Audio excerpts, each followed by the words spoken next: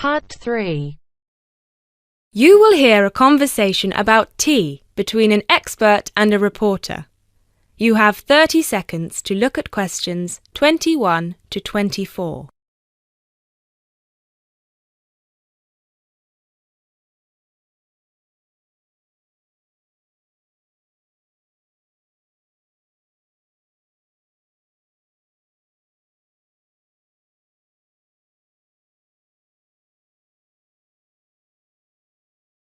Hi Jacob, thank you so much for coming along today. It's my pleasure. I'm very intrigued about what a tea meditation entails exactly. Well, it's very simple really. I think the first thing you need to keep in mind is that it is mostly about leaving everything that you have been thinking or worrying about today to one side. Really focus on the present moment. Oh, it sounds great. I certainly don't know very much about tea and I'm keen to get started. But before you go into more detail, can I ask you what your favourite kind of tea is? Well, I think the kind of tea we are going to have today is my favourite. It is pu'er tea from Yunnan province in southern China. What makes this tea special? Pu'er is a dark tea. The regions of Yunnan, the north of Vietnam and Laos, have one of the best climates for growing tea in the world. Pu'er is a post-fermented tea. Oh, what is a post-fermented tea exactly?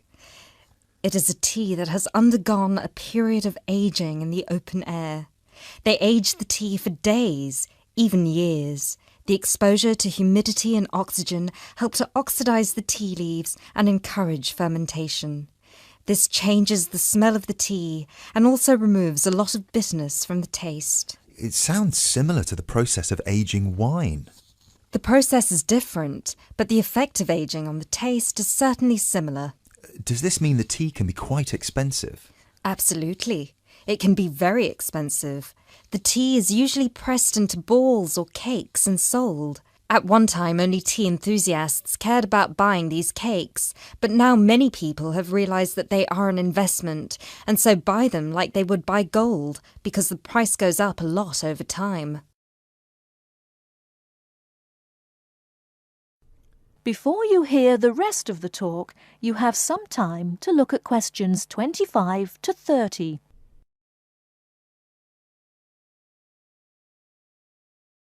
Now listen and answer questions 25 to 30. So now I want you to focus on clearing your mind of anything other than this present moment. Let go of any concerns. OK, one slight problem. I will need to record our conversation and I will need to take notes for the article. I plan to write about this for my newspaper. Is that OK? Oh yes, of course. Whatever you need. Thank you. I'll try to keep my notes to a minimum. Good. So, where was I? Oh yes, I think very few people really appreciate the complexity and variety of tea that exists in the world. Right. Most people are maybe like me and just use tea bags. Exactly. And with a tea bag, the tea is trapped inside and cannot move around freely. You can really taste the difference drinking a brewed tea that was free to move around through all the water. So, do you ever use tea bags? Never. There are many different kinds of tea: white, yellow, black, green, oolong, matcha, herbal and many others.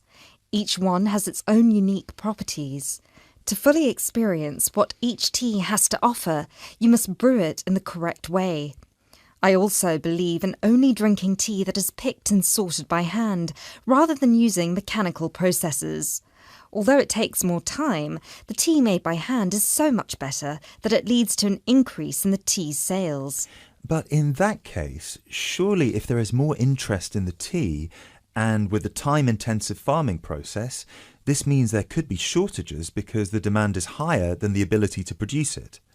There were shortages for a while, but then an artificial fermentation process was developed in the 1970s, which helped to speed up the fermentation times.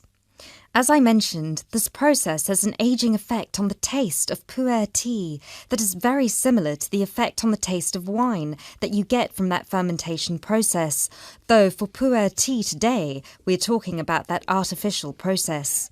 How can they do this artificially? The farmers gather the tea leaves into a big pile, then cover it with a large sheet or tarp.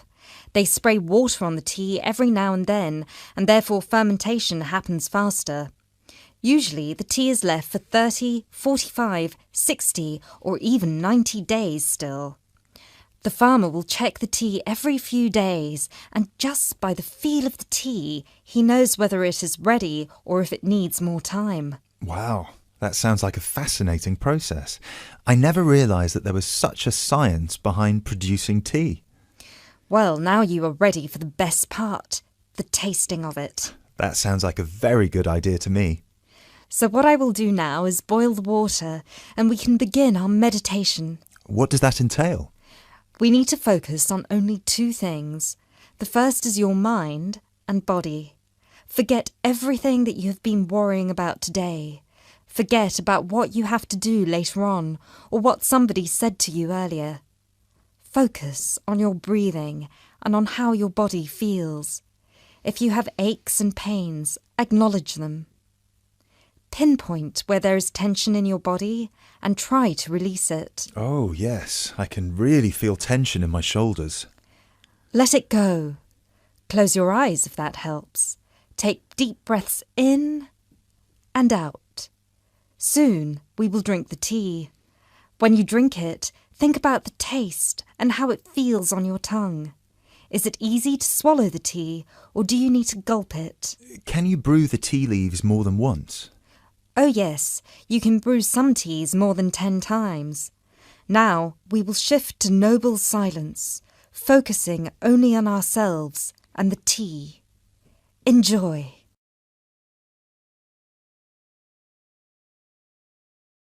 That is the end of Part 3. You now have half a minute to check your answers.